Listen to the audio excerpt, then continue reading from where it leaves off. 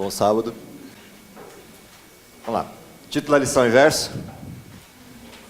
Discipulado das crianças. Ok. Verso.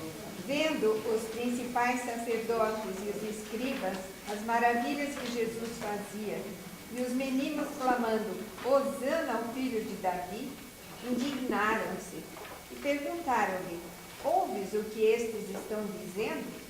Respondeu-lhe Jesus, sim, nunca leste, da boca de pequeninos e crianças de peito, tiraste perfeito louvor? Antes da gente discutir o verso, vamos entender quais são os objetivos da lição dessa semana. O que a gente deveria ter aprendido, qual o sentimento resultante desse aprendizado e a prática nossa. Então, primeiro objetivo, qual era o conhecimento para a lição dessa semana? O que a gente deveria aprender? Que não precisamos ser pais para estar abertos ao ministério do amor das crianças. De alguma forma, todo adulto é um mentor. Okay? Então, primeiro aprendizado, ou aprendizado central da lição dessa semana é não precisa ser pai ou mãe para desenvolver ministério com criança. Todos nós, uma vez que crescemos, fomos crianças um dia. Portanto, somos mentores, mesmo depois de grandes, se não pais ou mães, somos mentores dessas mesmas crianças. Qual o sentimento resultante de descobrir que isso é parte da nossa missão? Se não fosse a missão completa, isso a gente vai discutir depois. Qual é a questão, o sentimento resultante de descobrir essa missão? Não há nada mais valioso do que identificar os talentos das crianças e incentivá-las no seu desenvolvimento no serviço de Cristo. Ou seja, o sentimento resultante é o de perceber o valor disso. O valor de envolver, de trazer, de alguma forma incentivar que crianças se desenvolvam nos caminhos de Deus e manifestem o seu louvor no serviço de Cristo. Prática. Interagir de forma positiva com as crianças em sua igreja, escola ou comunidade. Fazer dessa atitude uma prática diária e semanal. Maravilha.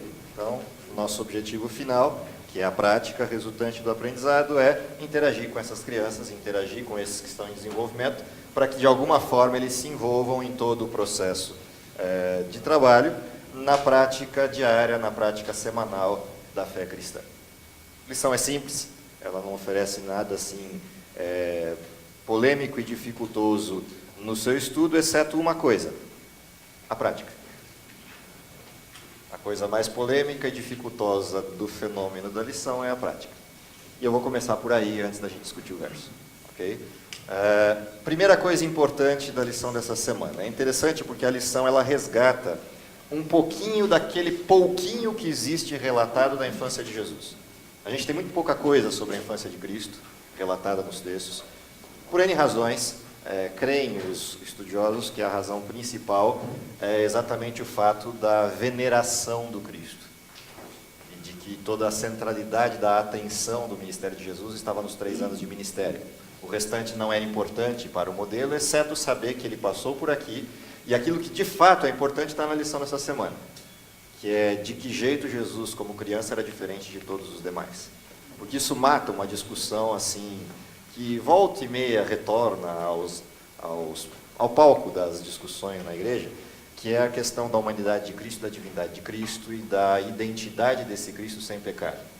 Se alguma dúvida paira na mente de alguém sobre isso, é só ler a lição dessa semana e ver um detalhe de que, como criança, nenhum pedacinho, por minúsculo que fosse, de pecado passou por Cristo. Isso só já é suficiente para eliminar qualquer discussão teológica sobre pré-lapsariano, pós-lapsariano, se Jesus tinha pecado ou não tinha pecado quando veio. Por quê? Pelo simples fato de que é impossível uma criança não pecar. Se você encontrar uma, me mostra. É impossível encontrar uma criança que não nasça egoísta. Porque ao você descobrir, como bebezinho, aquela criança, você vai já descobrir que o primeiro grande egoísmo dela qual é? Inverter a noite pelo dia. E querer tudo para si e não para os outros. E Jesus era o inverso disso. Não dá para imaginar uma criança que seja o inverso de tudo que conhecemos. Ou seja, a índole de pecado não estava em Cristo, embora ele sentisse todas as coisas resultantes do pecado na carne dele. Dor, sono, cansaço, fome, etc. mas a índole de Cristo não era essa. E a lição dessa semana deixa isso muito claro. Portanto, Cristo é uma criança ícone, uma criança diferenciada de todas as demais da época, e que chamava atenção por isso, em todos os lugares por onde passava. A despeito disso, ele teve que aprender tudo a respeito do seu ministério. A gente vai discutir isso um pouco mais para frente, mas assim, o ponto central da discussão dessa semana talvez seja exatamente essa questão da prática. De que maneira, ao longo do tempo, a gente é tentado a inverter a ordem das coisas naquilo que diz respeito à missão, já que a gente falou de missão, e está falando de missão hoje o dia inteiro em relação aos sermões do início da semana de oração, de que maneira a gente inverte as missões ou a missão da igreja por perder a perspectiva daquilo que está na base. E a lição resgata isso. Qual é a parte mais valiosa da igreja? Se eu fosse olhar os seus membros. Por que as crianças são a parte mais valiosa da igreja? Porque elas são a igreja de continuidade, elas são a igreja de amanhã. Então, portanto, elas são a parte mais valiosa da igreja. Então a pergunta é óbvia. Qual o lugar onde nós fazemos mais investimento em toda a campanha e estrutura evangelística da igreja? Faz a conta. Vai olhar em todos os lugares da igreja desde que eu conheço a igreja. Qual é o lugar de maior investimento da igreja? Os adultos. Bom, então tem alguma coisa errada. Se eu digo que a parte mais valiosa da igreja são as crianças, e todo o meu investimento está centrado na parte adulta da igreja, tem alguma coisa errada com a minha noção do que é valor. Nós discutimos isso essa semana nos lugares por onde eu passei dando treinamento. É curioso, porque a lição bateu com todo mundo, né? Eu passei a semana inteira visitando campos, dando treinamento para professores. E como está todo mundo estudando a lição dessa semana, isso saltou aos olhos. O maior investimento da igreja não está nas crianças. O maior investimento da igreja está onde? Nos adultos. Então tem alguma coisa errada no fenômeno. Diga. A própria organização claramente tem uma lição sobre crianças para nós adultos. A primeira que eu vejo em 25, 30, 35 anos de estudo da lição dos adultos. Que eu consigo me recordar. E olha que eu guardo todas as lições, e se tiver dúvida, vai na casa do meu pai que tem o resto que eu não estudei. Na parte quando eu era menor. Eu não me lembro de uma lição que abordasse isso nessa direção. Já vi lições que abordam criança dentro de um tema ou dentro de uma pincelada de tema, quando a gente estuda os evangelhos, nas lições que estudaram os evangelhos, mas com esse foco, com essa direção, com essa abordagem, é a primeira que eu vejo. Tem alguma coisa errada aí.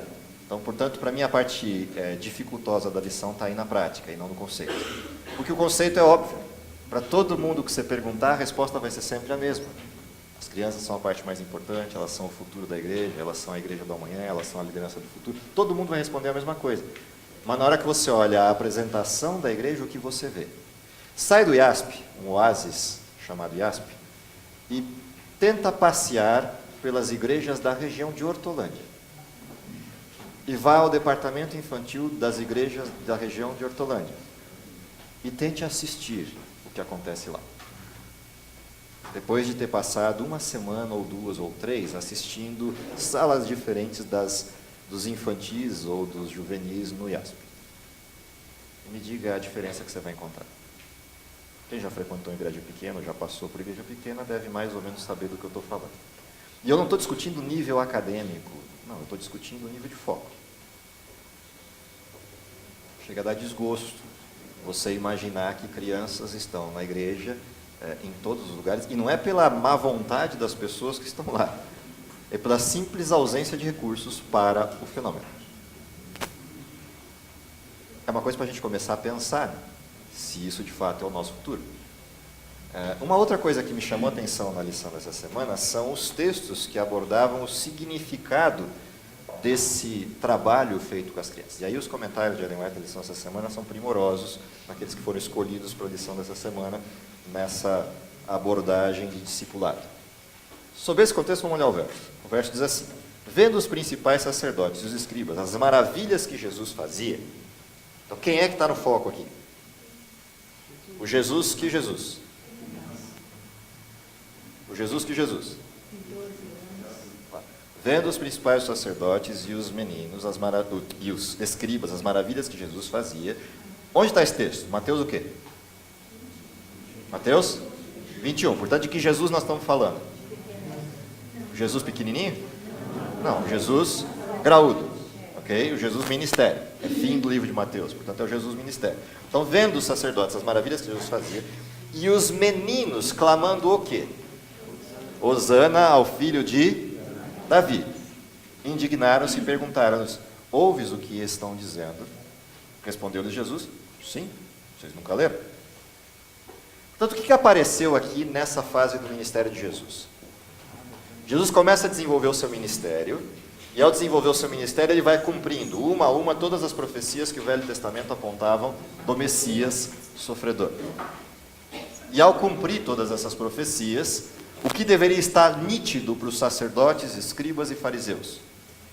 Doutores da lei, da profecia e da doutrina. O que deveria estar nítido para eles? Cada uma das profecias que Jesus ia cumprindo. Afinal de contas, eles conheciam essas profecias de cor. Portanto, ao assistir o ministério de Jesus, deveriam entender o cumprimento das profecias. Porém, não entenderam. E não entendendo, vendo as crianças clamando Hosana ao filho de Davi, ficaram bravos. Por quê? Porque elas estavam cumprindo uma profecia. E ao cumprirem uma profecia, chamando Jesus de filho de Davi, aquilo saltava aos olhos deles, porque aquele não poderia ser o filho de Davi. Não daquela forma, não daquele jeito.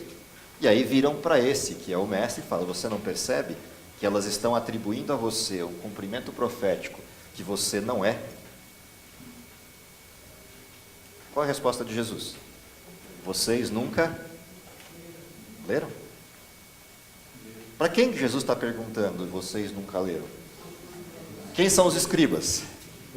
Os responsáveis por guardar os livros e ensiná-los às crianças. Esses são os escribas. Quem são os fariseus?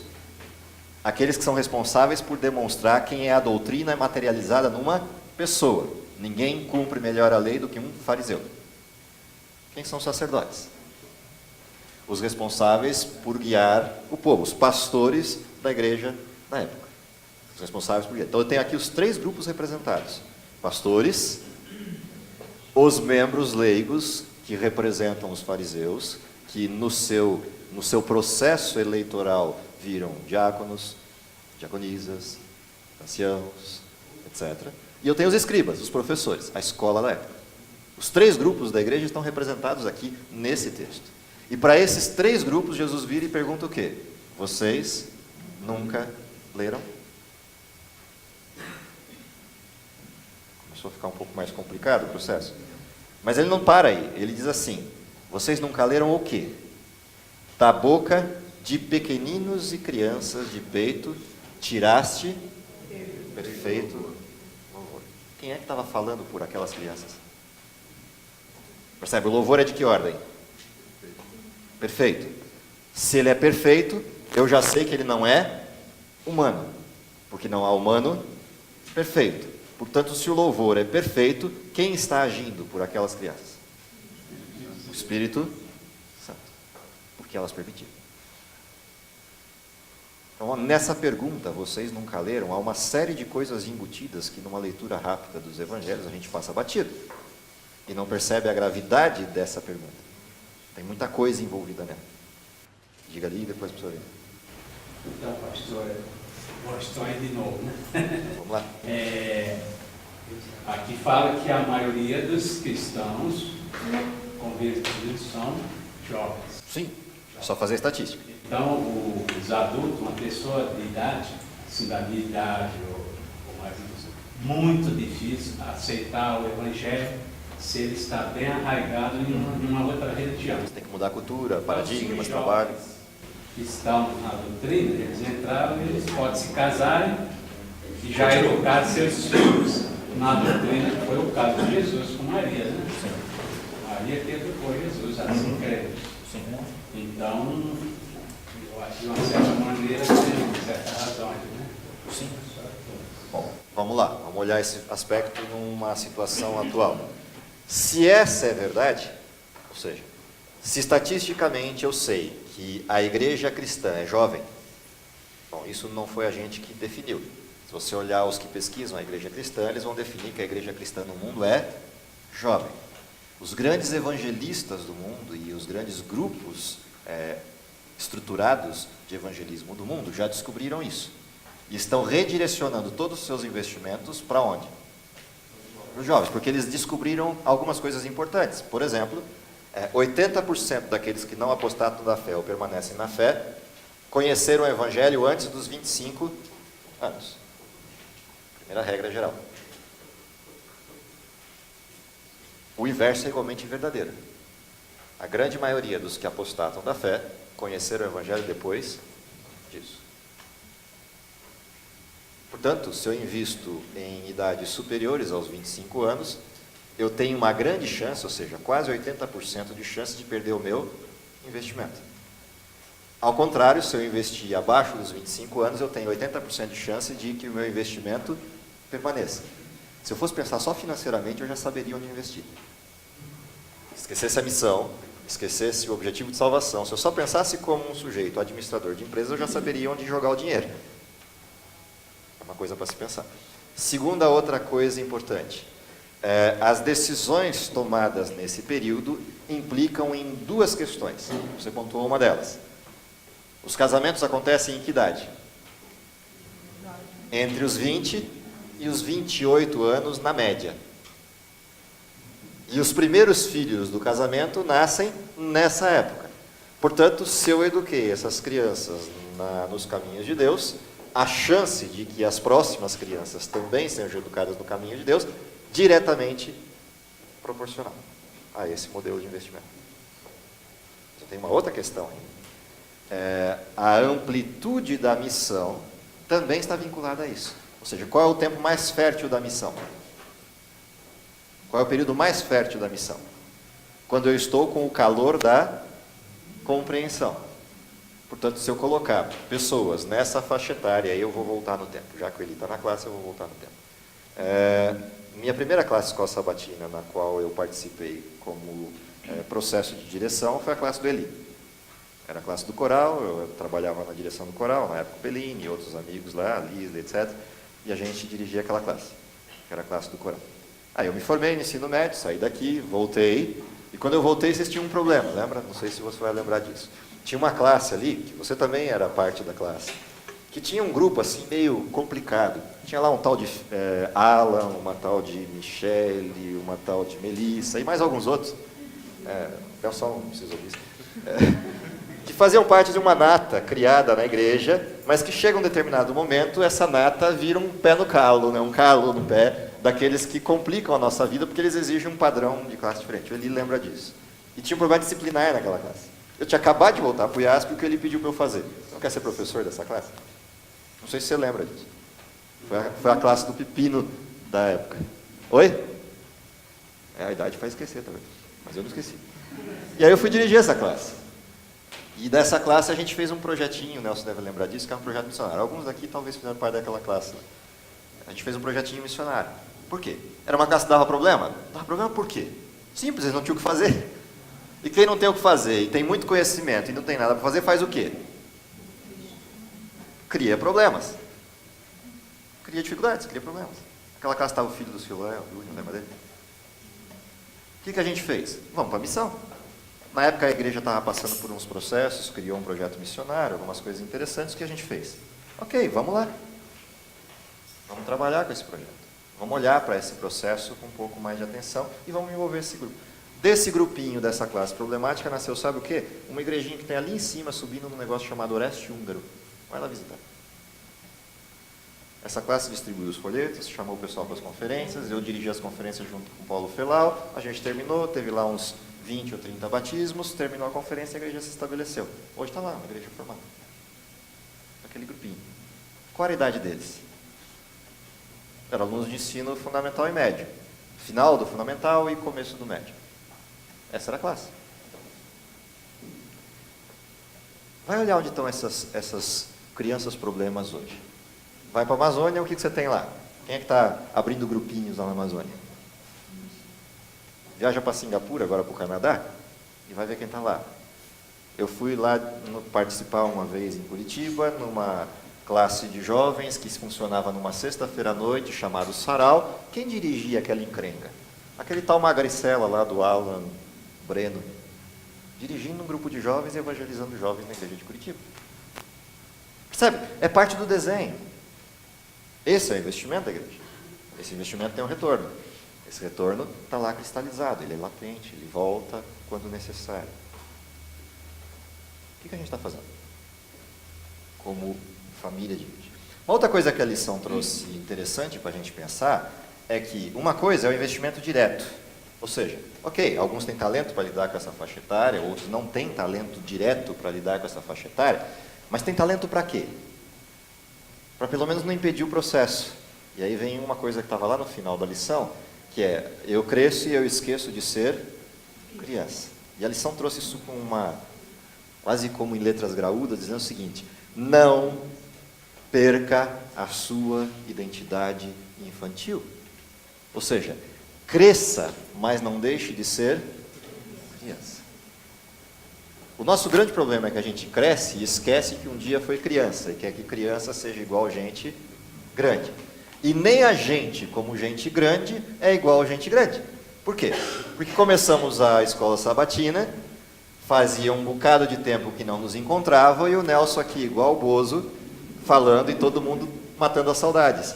Até que o Nelson, como professor, chegou e falou: agora é hora de diminuir. Então vou fazer como professor. Percebe? Vou fazer como professor. O que o professor faz? Põe ordem na casa. É isso que o professor faz. Eu estou só brincando, porque é um fenômeno. Aqui, materializado, na realidade. Ou seja, nós agimos como criança, mas fazemos de conta que não somos mais. É o que a gente diz desde o nível básico até o final do nível da pós-graduação: aluno é sempre aluno. Sentou na cadeira, não importa que doutor, vira aluno outra vez. A gente só quer fazer de conta que isso não acontece. Espera lá, para que fazer de conta que isso não acontece? Por que as crianças corriam atrás de Jesus? Porque elas viam nele quem? O Jesus ou o filho de Davi? O que elas viam? O filho de Davi. Portanto, elas estão vendo o quê? Um adulto ou uma criança? Estão vendo um filho, estão vendo uma criança. E por isso chegam perto dele e gostam de estar com ele. Então, se eu não tenho o talento o processo do ensino, ou alguma outra área que envolva a questão das crianças, pelo menos um talento eu tenho desde que nasci. E eu só perco esse talento se eu quiser. É o talento de ser criança. Esse eu só perco se eu quiser, porque eu nasci com ele e posso continuar com ele a vida toda, porque todo mundo foi criança. Portanto, eu tenho que descobrir em algum momento onde é que está essa criança que eu estou querendo matar, se já não quase matei, de desnutrição.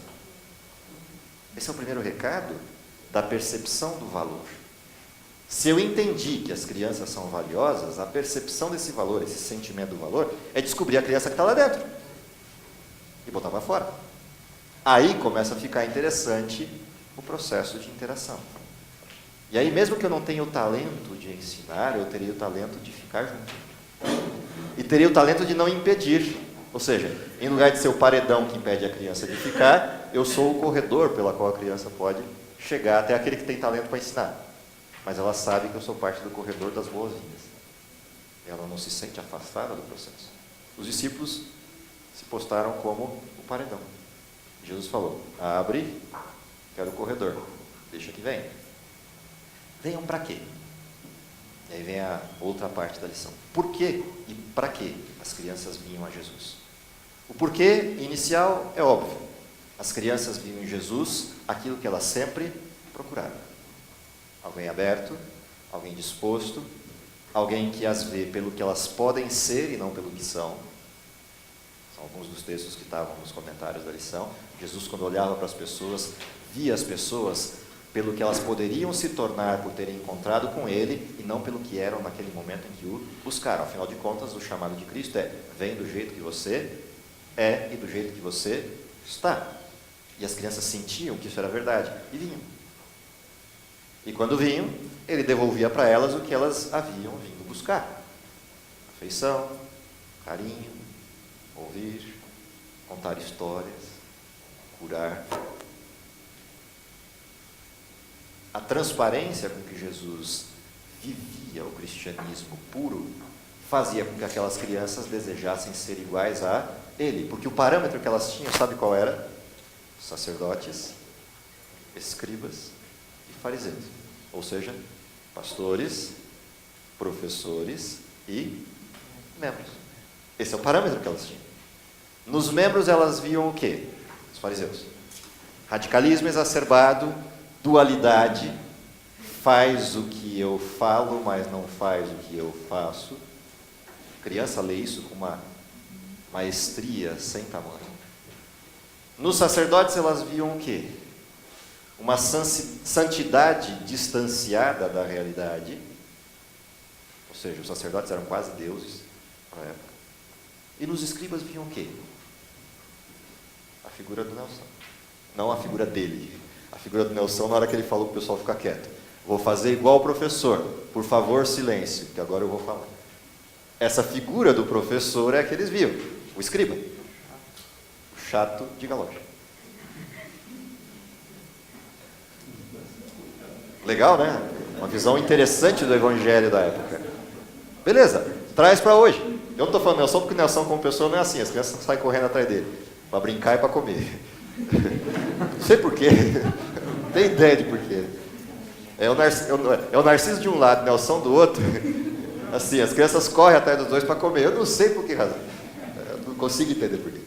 A ponto de a sobrinha do Eli lá chamar o pastor Narciso de um pastor gostosão. Ela pediu para eu fazer o batismo. Eu falei, você pode fazer o batismo? Eu falei, eu não posso. Eu não sou ordenado, não posso fazer o batismo. Aí eu falei, você tem alguém que você gostaria, já que eu não posso? Ela falou, então eu tenho alguém, o pastor gostosão. Por quê? Óbvio, toda vez que ele encontrava com ela dava um chocolate, não tem competição contra isso. Entendeu? Mas é parte do fenômeno. Por que correm atrás deles? Porque são crianças.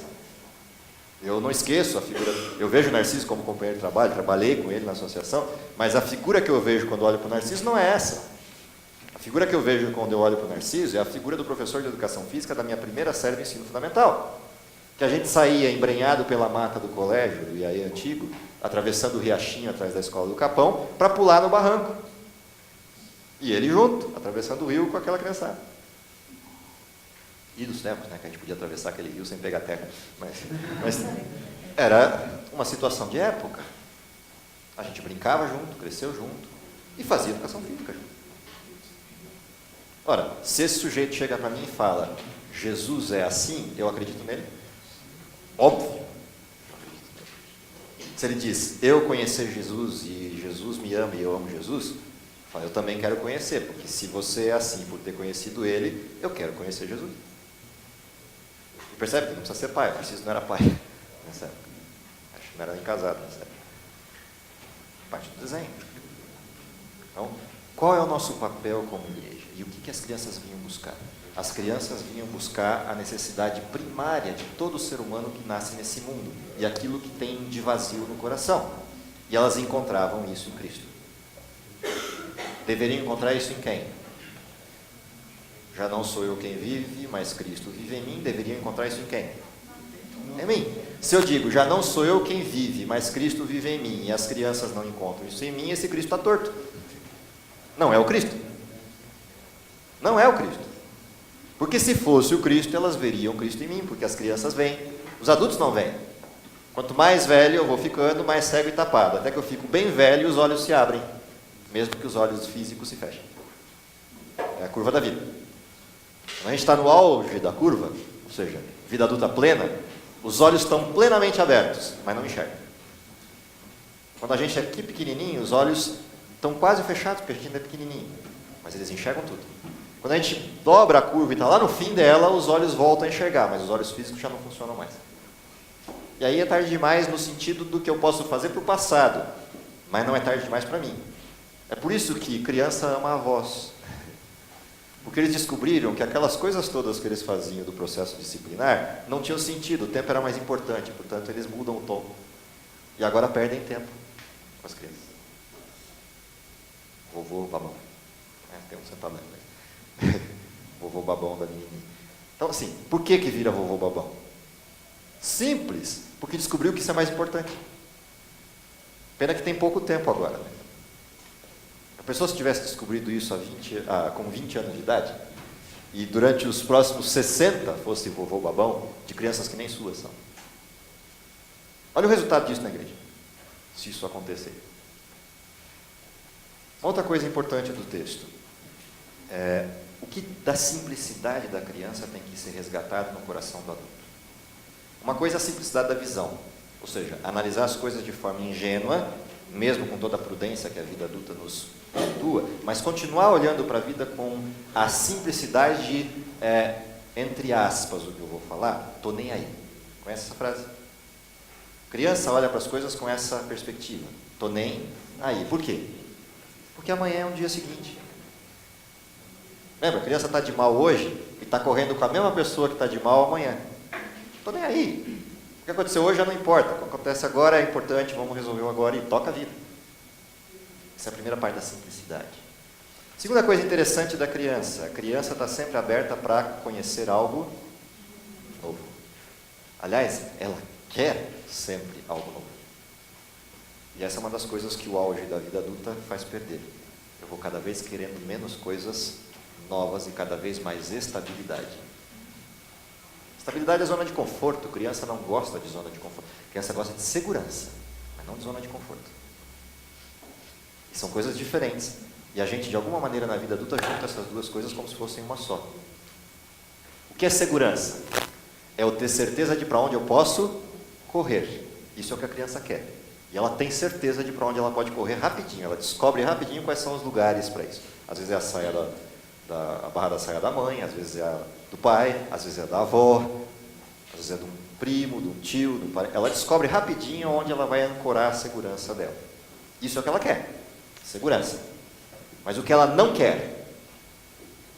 Travamento de zona de conforto. Ela quer descobrir coisa nova o tempo todo. Por isso que ela se enfia embaixo da cama, trepa no armário, sobe na montanha sem pedir a licença, faz tudo. Por quê? Ela quer sempre sair da zona de conforto e descobrir algo novo. Os adultos perdem isso. Perde isso, perde o brilho nos olhos. Perde o brilho nos olhos, as crianças se distanciam. Você não tem nada novo para oferecer.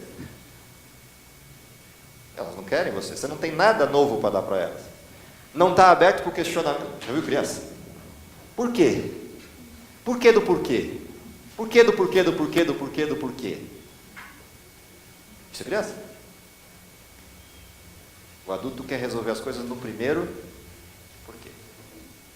Já era. O pessoal que vai de vez em quando, tem alguns aqui que vão de vez em quando, encontra a gente lá no Nada a Ver. Por que não para? Por que estudos bíblicos terminou e o Nada a Ver não para? Simples. Porque sempre tem uma pergunta nova. Mesmo que a pergunta seja a mesma feita na versão anterior da sexta-feira anterior. Por quê? Porque quando muda a pergunta de pessoa, a pergunta pode ser a mesma, mas se a pessoa mudou, a resposta não será a mesma. Porque a pessoa é outra. E o questionamento tem outro tom. Essa coisa nova é sair da zona de conforto. Mas a gente odeia que as pessoas nos façam perguntas, principalmente sobre as coisas que... Por que a gente odeia? Porque de repente a gente ou não tem a resposta, ou tem medo de que a resposta nos confronte. Isso é loucura. É fossilização. Fala. Mas é uma pergunta. Ocorreu outro fato com as crianças que os discípulos não queriam que elas fossem no colo dele, né? Sim. Então, nesse caso aqui, Jesus falou: se a gente desviasse uma criança do caminho, né, é melhor amarrar uma pedra no pescoço. Pedra de moinho, aquela redonda com furo no meio. Qual ponto lógico disso? O que Jesus queria dizer? Simples. Se eu pego uma criança, ok? Que é inocente e dependente, e desvio dos caminhos de Deus, ela é responsável por isso? Não. Se eu pego um adulto e faço isso, ele é responsável por isso? É, porque ele entende o que o outro fez. Então, se ele se desviou é porque ele quis. Agora, uma criança não é porque ela quis. Ela estava aprendendo, e eu ensinei para ela que os adultos não são confiáveis. Portanto, ela nunca mais recupera isso, nunca mais entre aspas, ok? Mas, sim, o resquício disso é perene.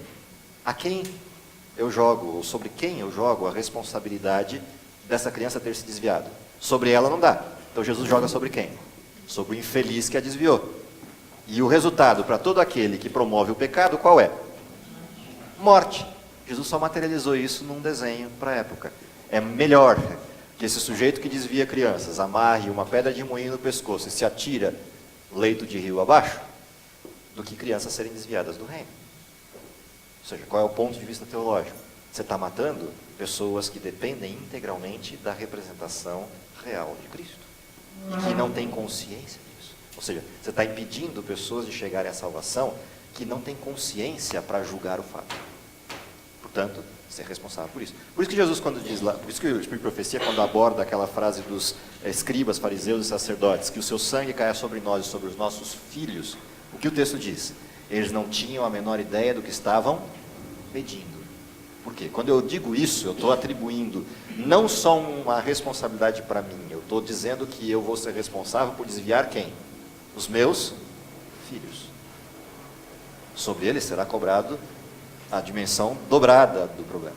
Por isso eles vão ressuscitar para ver Jesus voltar, um pouquinho antes dele chegar.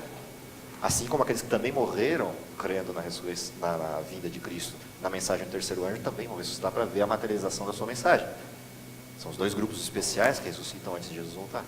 Um por castigo, porque pediram, e o outro por benefício, porque deram a vida por isso. Última parte da lição. Qual é a prática? Se eu sei de tudo isso, se eu consigo entender tudo isso, qual é a prática? Se a gente abrir a última parte do livro Conselho sobre Educação, é interessante isso. Qual é a forma que a igreja ainda tem, pelo menos estruturada, de foco de ensino para crianças? Já que a gente vai de mal a pior com as classes de ensino infantil das igrejas por aí, por N questões. Não por competência das pessoas, mas por N questões de foco. Ainda a igreja guarda um pedaço estruturado de trabalho chamado educação adventista. Se eu abrir as últimas páginas do Conselho sobre Educação, os últimos 3 capítulos do livro, o que eu vou ver lá? A quem, ou sobre quem, melhor dizendo, cai a responsabilidade, a quem é atribuída a responsabilidade de educar os filhos da igreja? Onde há sistemas educacionais estruturados, a responsabilidade recai sobre esse sistema. Então aí a responsabilidade é dupla. A responsabilidade da igreja qual é? Não permitir que seus filhos fiquem fora da educação cristã, se há educação cristã disponível. Portanto, todos os sacrifícios, todos os incentivos, todo direcionamento de investimentos pessoais da igreja deveria ser prioritariamente feito aonde? Ali. Isso não é propaganda da educação adventista, muito pelo contrário. Isso é um atestado de incompetência dela. A questão é, a igreja teria que, de alguma maneira, focar, a igreja membros teria que focar o quê? Todos os sacrifícios possíveis para que seus filhos estudassem aonde? Onde houver educação adventista. Todo o tempo possível disso. O outro lado da contrapartida é todos aqueles que estão no sistema educacional adventista, então, Bia, Eli, eu e outros. Qual é a nossa responsabilidade?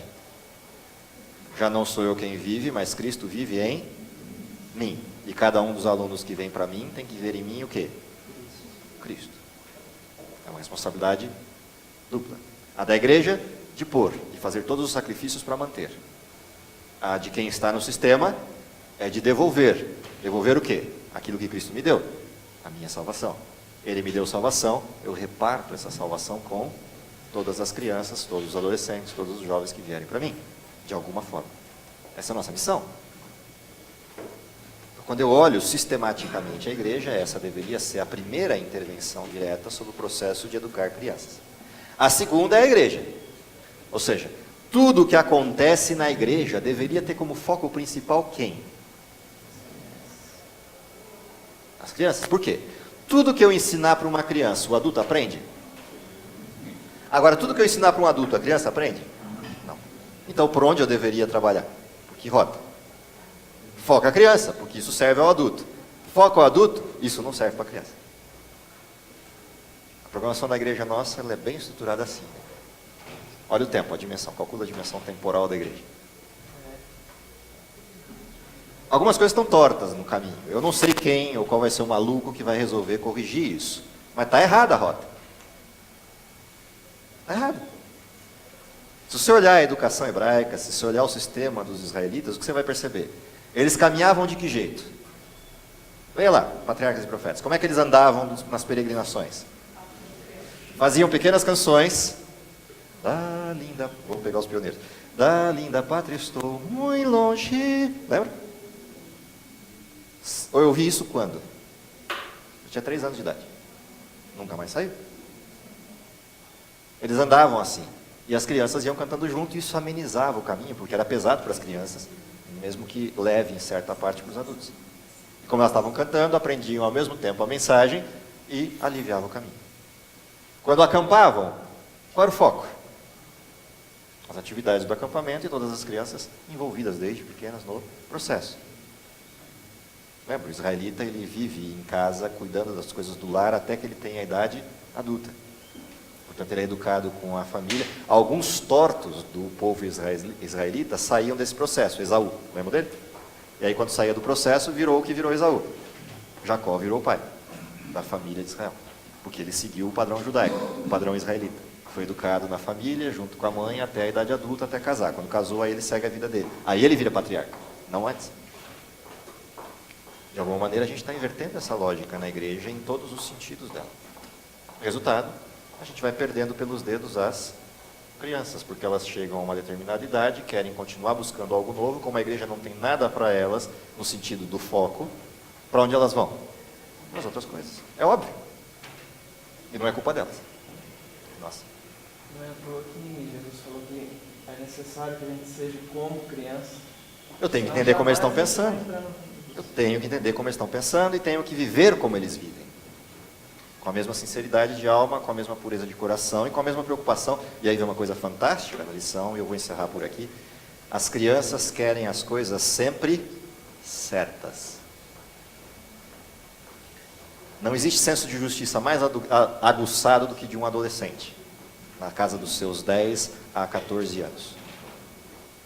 Quer perder um adolescente? Haja de forma dúbia com ele. Porque o senso de justiça dele é aguçadíssimo. Ele não sabe qual é o padrão de justiça, mas o senso de justiça é aguçadíssimo ali. Elas querem tudo certo, mesmo não sabendo qual é o padrão do certo. E aí qualquer padrão serve, porque elas não sabem qual é o padrão. Então minha responsabilidade é mostrar qual é o padrão certo. Agora, isso tem uma contrapartida. A hora que eu mostrar qual é o padrão certo, sai de baixo, porque ela vai exigir até a última vírgula do padrão certo. Bota um aluno para cuidar da classe e vê como é que ele cuida da classe. 10 professores disciplinadores juntos não fazem aquele aluno. Porque ele assume, ele incorpora o senso de justiça e vai reproduzir o que ele aprendeu. É a realidade das coisas. De alguma maneira a gente tem que começar a se alertar para isso, a acordar para isso, se a gente não está acordado para isso enquanto adultos. E começar a focar essa questão. Aí, alguma coisa será diferente. Por quê? Eu já te dou pausa. Qual é o cumprimento final da missão? Abra Joel, abra os textos proféticos do final.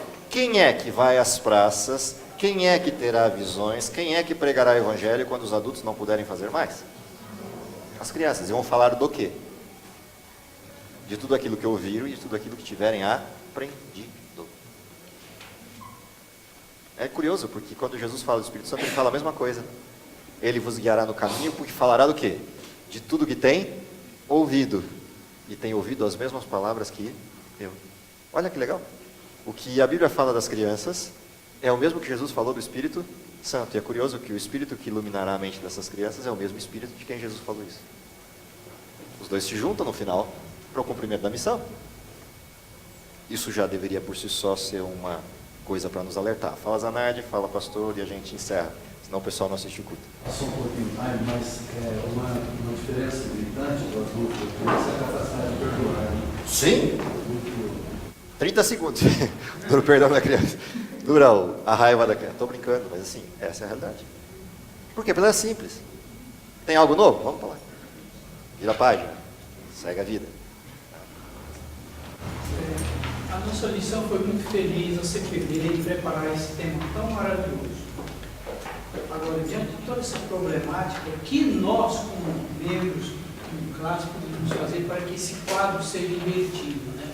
A CPB não pode, Não. porque ela é uma instituição. Ela só deu o pontapé. Aqui, como escola, está cumprindo grande parte, porque ela é uma estrutura que trabalha com crianças pequeninas, adolescentes, jovens, está cumprindo em parte isso aqui. Ela é a disponibilidade sistêmica disso. Igreja pelo campo afora. Então, nós, como membros, incentivar.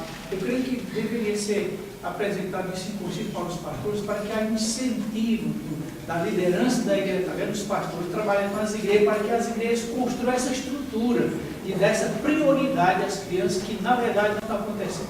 Eu vou tocar numa veia, mas é só para tocar na veia, já que a gente está entre obreiros, pastor e pastor. Mas só para tocar na veia. O que diz Ellen White sobre a escolha do pastor ou professor de ensino religioso? Lembra? Texto de educação? O que houver de melhor, mais competente, mais hábil no ministério adventista deveria ser escolhido para ser o professor de ensino religioso. Vamos pensar sistemicamente se é assim. Ou se é o inverso. O ensino religioso e o professor de ensino religioso é o trampolim para ser o distrital. Só para a gente pensar estruturalmente. Então, quando o senhor fala do concílio, essa é a primeira coisa sistêmica. Porque tudo que eu vejo na história da igreja adventista, de uns tempos para cá, no início era assim, mas de uns tempos para cá mudou. Esses tempos para cá, estou falando 50 anos para cá. Inverteu-se essa lógica. Então, a coisa mais difícil é você achar um professor de ensino religioso para a escola que queira ser professor. Ele está ali por uma questão de tempo até virar pastor. Então, esse é um problema. Outro problema, como membro de igreja, o que eu quero? Que as crianças cresçam o mais rápido possível para parar de fazer barulho na igreja. Aliás, a coisa que eu mais quero é que a mãe infeliz tome conta daquela criança e leve para fora. Percebe? Como membro de igreja eu tenho outro lado dessa mesma questão. Uma coisa curiosa, agora, recente, esse ano passado, terminou o Campo Limpo. Mais de 5 mil dos bravadores. Não, 35 mil. E esse evento, então, 35 mil. Jovens, adolescentes, crianças, recebendo orientação. Sim. Mas é um programa de 10 em 10 anos, devia ser feito de 2 em 2 anos.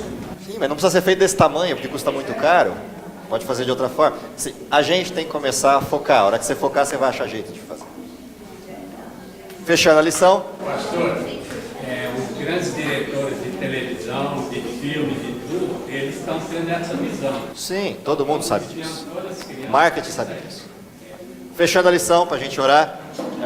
A lição é uma provocação. Qual é a nossa resposta? O que eu vou fazer como pessoa? Então, volta para casa. Primeira coisa que tem que fazer é atender a pergunta de Jesus. Vocês não leram? Qual é a primeira coisa que eu faço quando voltar para casa? Se Jesus me perguntou, você não leu? E eu não sei o que estava no conteúdo dessa pergunta, o que eu tenho que fazer quando voltar para casa? Lê. Abre o livro Patriarcas, abre o livro Desejado, abre o livro Orientação à Criança, abre o livro Lar Adventista, abre os livros de Ciência da Saúde, abre os testemunhos para a igreja que é a verdade presente e vai ler. Aí você descobre qual é a missão. Descobriu a missão? O que você faz? Se aquilo mexeu com o seu coração, debruça os seus joelhos, debruça o seu corpo diante de Deus e diz, preciso de força e poder para fazer isso. Levanta os joelhos e faz. Então o senhor perguntou, o que a igreja tem que fazer? A igreja sou eu, então o que eu tenho que fazer? Jesus perguntou, você leu? Se você não leu, vai ler. Leu? Sentiu? Então debruça-se diante de Cristo e pede poder. Levanta e faz. Aí tem solução. Se não for assim, vira tudo simplesmente retórico, institucional, sistemático, e eu não creio em sistemas, eu creio em gente. Sistemas não funcionam, apesar de eu ser da área. Eu creio em gente, porque gente constrói sistemas. Mas sistemas não funcionam. Pessoas funcionam. Então, quer fazer alguma coisa, faz. Bom, vai e faz. Que Deus abençoe vocês, que me abençoe, para que a gente continue tendo esse direcionamento. Querido Pai que está nos céus, te agradecemos, em primeiro lugar, pelo dom da vida, pelo ministério fantástico de Cristo, pelo exemplo dele como criança, mas principalmente pela advertência que temos para o nosso tempo, para um realimento de foco, para um direcionamento adequado, para o cumprimento da tua missão. Sei com a tua igreja, com teus membros, com os líderes dessa igreja, para que o Espírito Santo de alguma forma nos ilumine a todos, para que possamos encontrar de fato as áreas centrais do cumprimento dessa missão e com isso abreviarmos tua vida. Dá que, se possível, ainda possamos vê-lo voltando em nossa geração, é o que lhe pedimos, confiado nos méritos de Jesus. Amém. Amém.